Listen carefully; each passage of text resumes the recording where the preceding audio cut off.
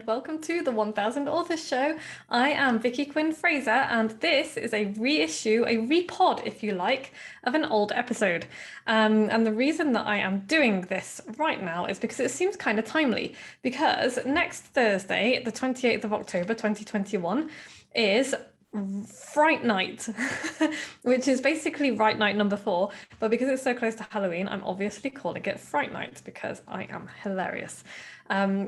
Anyway, I know that a lot of people struggle to write books for many reasons. And so I wanted to reissue this podcast because I think it's just always useful. It's the 5 main reasons why writers don't write, and we will crack on with that in just a moment. But first, I just wanted to do my usual, what we're reading and what's going on. So I'm not sure what Joe's reading at the moment because he is not here right now, as you can see.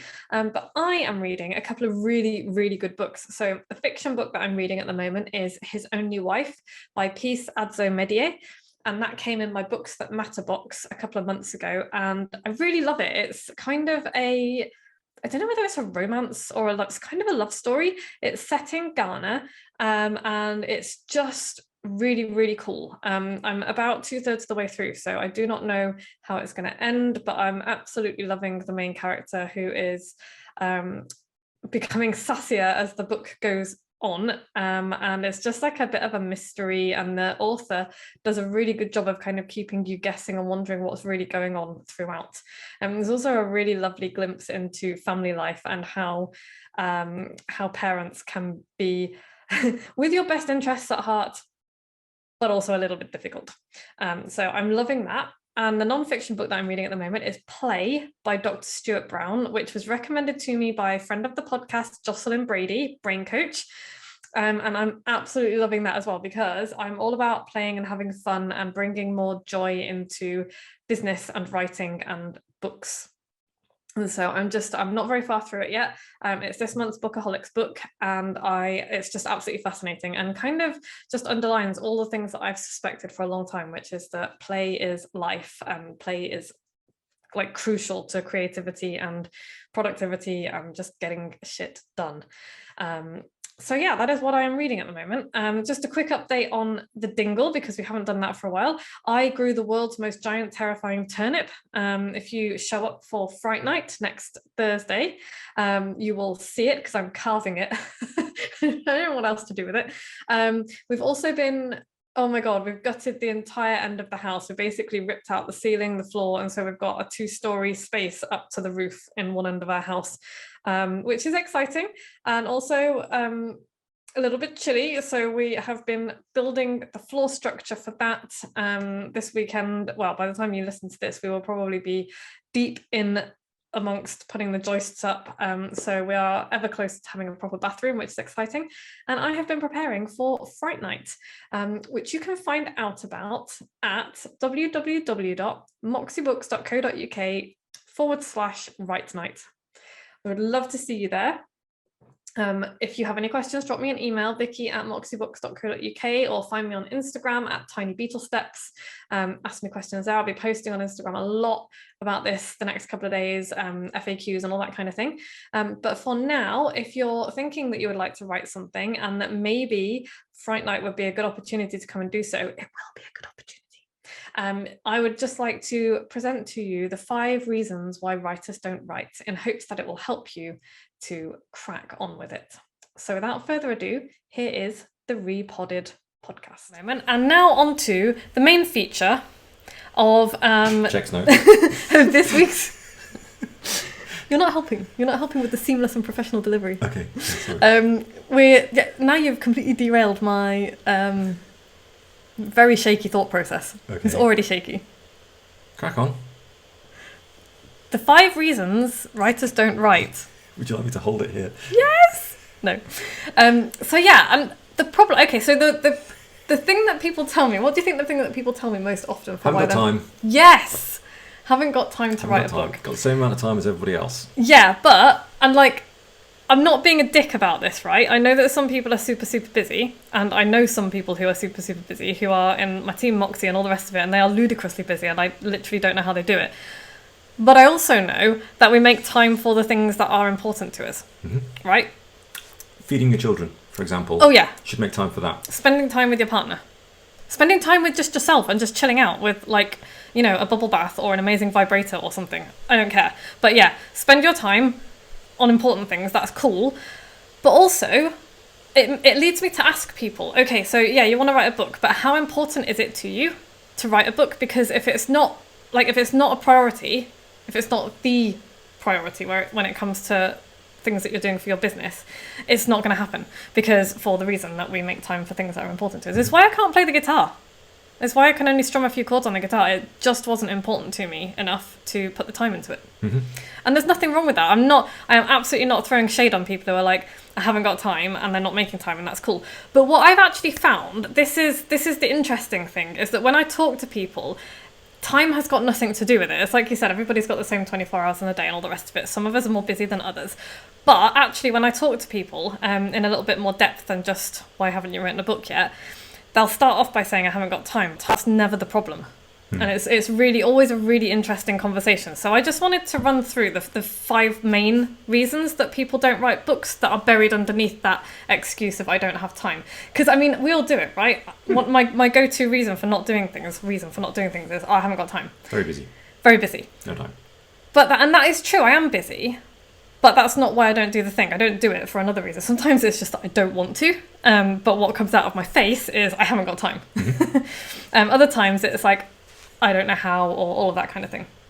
And then that leads on to the 5 reasons why people are not writing their books, despite what they might think, despite that they might think that went well. Reason the 1. Yeah, reason the 1. Okay, reason the 1. Checks notes. Clarity.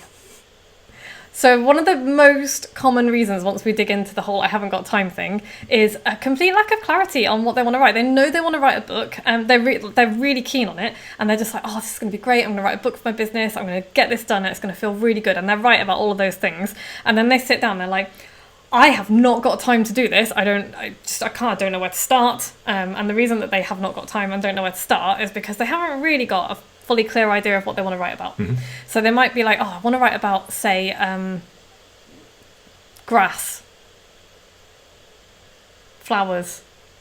That's really broad. That's a really broad topic. Okay, so what about flowers? What about flowers do you want to write about? And it might be, I want to write about daffodils, all the many species of daffodils and what you can do with them and how you can grow them. So, okay, that's getting a bit closer. But even then, what the hell happened then? Screensaver? That shouldn't have happened. I'm a bit worried that this computer's going to crash. It's going to be fine. Nice. So, yeah, we need to narrow it down. We need to get clarity on the idea and think about why we're writing, who we're writing for, where we want to take people with the book, basically. And as soon as we get all of that nailed down, suddenly we find that we do have enough time to write the book, and we can actually sit down and start because we know what we're doing. Does that make sense? Okay. Cool. Reason the second. People wait for inspiration. People wait for motivation before they can take action. I need to be inspired before I can write my book. I need motivation to be able to do so. That's not how this works. And those are not external things that are going to happen. No. And okay, sometimes, I'm not saying that you don't get ideas from outside. Of course you do. Everybody gets ideas from outside. But if you're waiting for that flash of inspiration that's going to hit you like a bolt of lightning and have you sitting down and going, oh my God, this is so great, I'm just like, words are pouring out of my head. That's not how it works. For 99.9% of writers, that is not how it works, and certainly for the non-fiction writers I've worked with. And there's this belief that we can't start until we've had this flash of inspiration. That's Damascene moment. Yeah, and it's just unrealistic. It's romantic bollocks, and I'll come back to romantic bollocks in a minute on a bit of a tangent. But yeah, that's not how it works. So how it works is action causes inspiration, causes motivation, causes more action. Inspiration, motivation, action, inspiration. That's the order of it. That's how it works. And anybody who has ever procrastinated on a job that they didn't want to do knows the truth of this, because as soon as you drag yourself off the sofa and start, you feel really good, right? And it's all of the stuff that we've done in the house. Yeah. Like, oh, I don't want to go and do this thing that we have to do. Just start doing that thing. Give it half an hour, and suddenly you're really motivated, cracking on with it. Yeah, and it feels really good because you're doing something, and that is the way it works. And if you can, embed that idea that action has to come first into your head, everything becomes a bit easier. And it's really, really important. So yeah, that's the second reason. The third reason people don't write their book is they think that they have to make this giant grand gesture. Yeah? And it has to be, okay, I need to go away for I need to go away for a week, say to the sparkling coast of Turkey to write my book. Don't know anyone who's done that. Yeah. And this, I'm going to get my book written and blah, blah, blah. And that's not how it works either. I am living proof of that. And I'm also living proof that you can go away for a week and get a book written. But the first time I did it, I was like, I'm going to go away and that's going to be the thing that makes me write my book. But I didn't really know what I was writing about. I didn't really want to write that book at the time. I didn't really know why I was writing it. And so what I wrote was 2,500 words. And then did some sightseeing. And it was nice. Very nice. But it was not what I went there for. And so, yeah, we think that we need it's grand gestures that are going to get your book written. No. What's going to get the book written, Joe? Putting the work in. Putting time aside. Checks notes. Tiny beetle steps.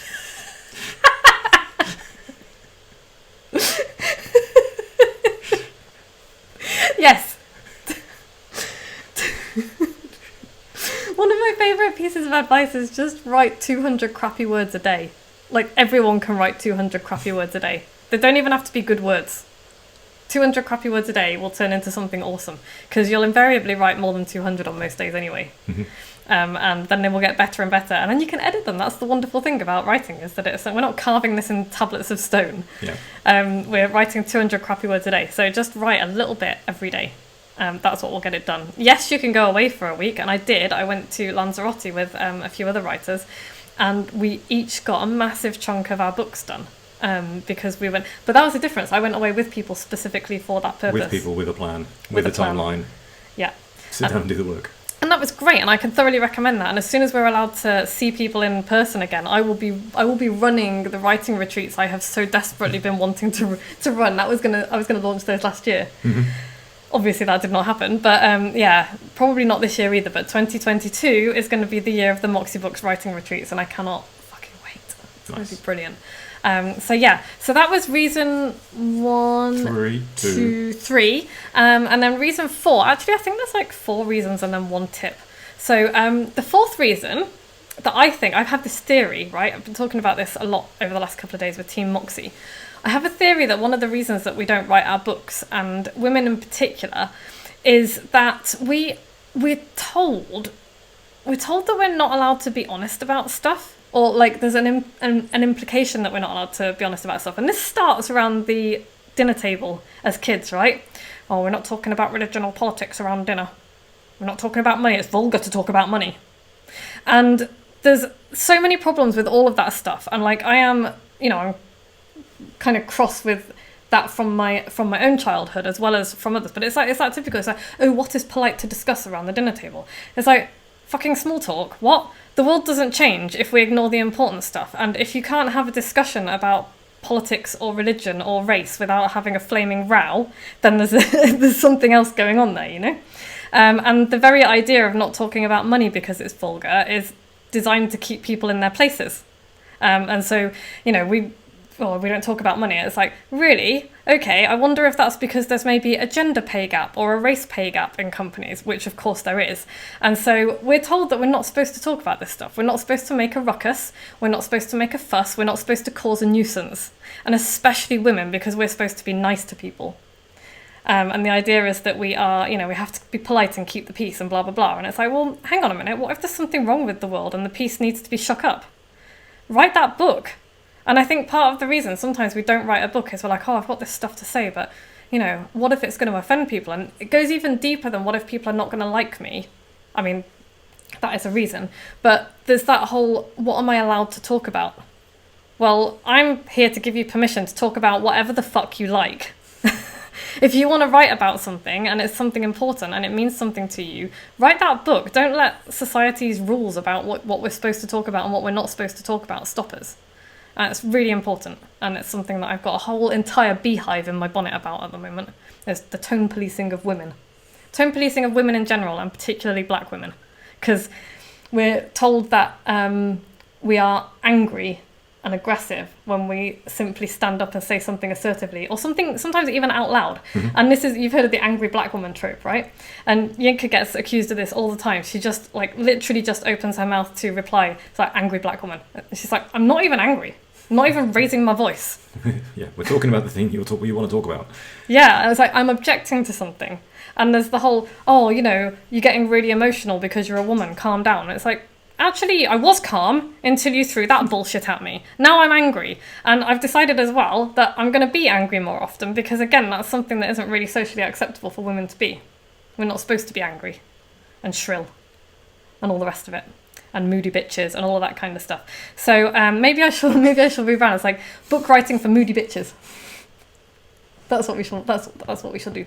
But yeah, so that was my fourth. I think is my theory as to why books sometimes don't get written, because we are afraid of rocking the boat. When frankly, the boat needs rocking. The boat needs tipping right over and starting again.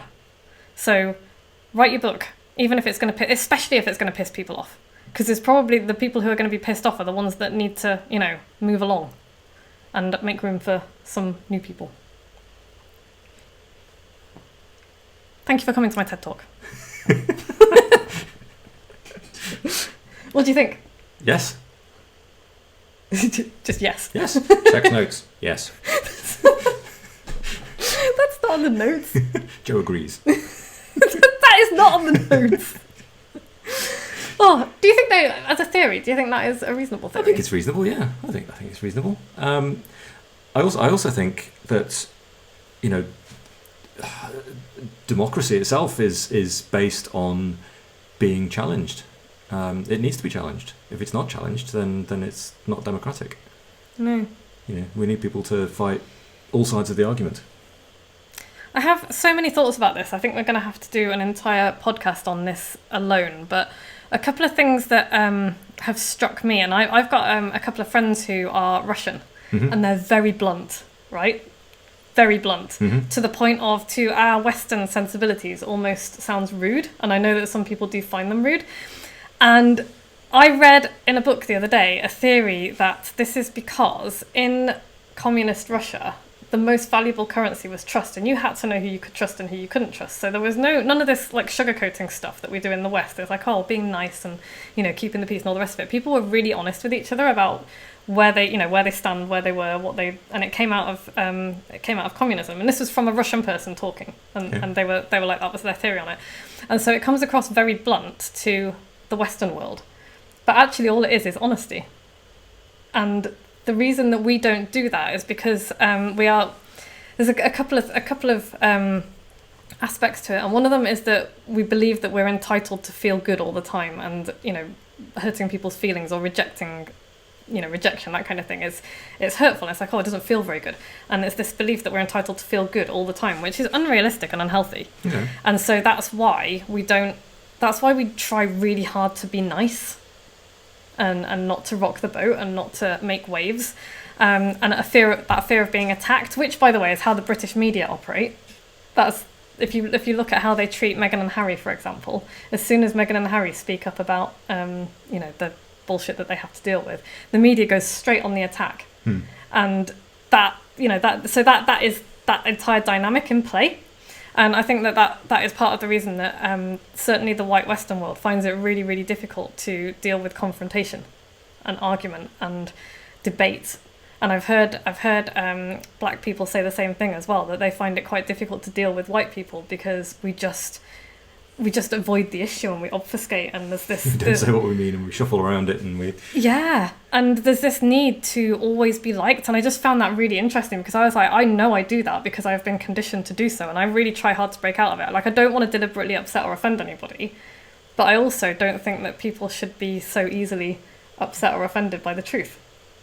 And there's this, or put off saying what they mean. Or put off saying what they mean, yeah. And, you know, my Facebook feed is a really good example of this. The silence in the face of the Black Lives Matter movement from literally most of the people I know was very loud. And it was because nobody wants to make waves. Nobody wants to say something that might upset somebody or offend somebody. And that can't be the way. The world will not change that way, you know? And that is how the status quo continues. And for a lot of for most people, the status quo is working just fine. So why would they want to change it? And it does take an act of will, and not even courage, but just an act of will. And just say the thing that needs to be said. Rock the boat. It's like the people who are going to be the people. I think that old saying: the people who matter won't mind, and the people who mind don't matter. I don't know. Thoughts. Thoughts tumbling out of my head. But all of them relevant to writing books and the reasons that I do what I do, and why I want to be the place that people can come to with a book that wouldn't get published maybe by one of the other traditional white-owned publishing houses, because I know people who have had their books completely changed, have had them bought and completely changed and whitewashed to make them more palatable or whatever. I would never do that to a writer. And that's one of the reasons that I want to set up my publishing house and do what I want to do, because people need to be able to speak without being censored.